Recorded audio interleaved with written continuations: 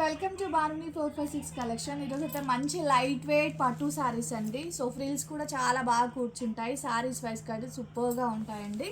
చిన్న చిన్న డాట్స్ తోటి శారీ చూడండి ఎంత మంచి హైలైట్ అయిందో. చిన్న చిన్న temple design with flowers design అండి. శారీ మాత్రం ఎక్సలెంట్గా ఉంది.